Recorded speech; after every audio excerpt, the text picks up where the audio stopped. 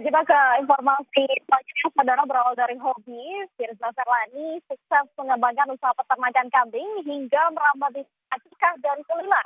Ini menjadi inspirasi wirausaha anak muda Aceh.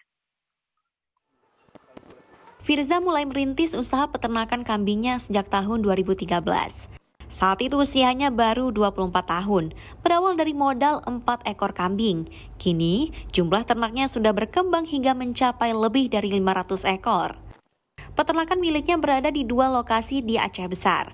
Satu lokasi difokuskan untuk kambing pedaging, sementara lokasi lainnya untuk kambing perah. Usaha ini ia beri nama Kutaraja Akikah. Tidak hanya menjual kambing, Firza juga menyediakan layanan paket akikah.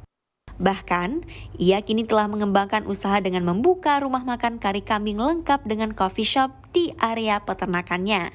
Selain itu, kambing perah miliknya juga menghasilkan susu kambing etawa murni, siap konsumsi yang dipasarkan dengan merek RU Milk. Awal mula mungkin sekitar 4 ekor atau 5 ekor. Lambat laun, alhamdulillah, karena memang kebutuhan pasar semakin tinggi.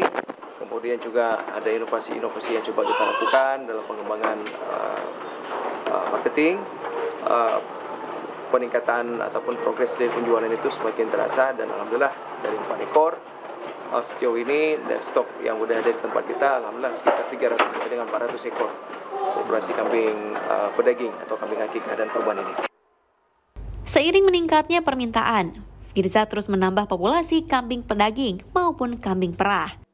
Ia berharap usaha yang telah dirintis selama bertahun-tahun ini dapat terus berkembang dan jumlah ternaknya semakin bertambah.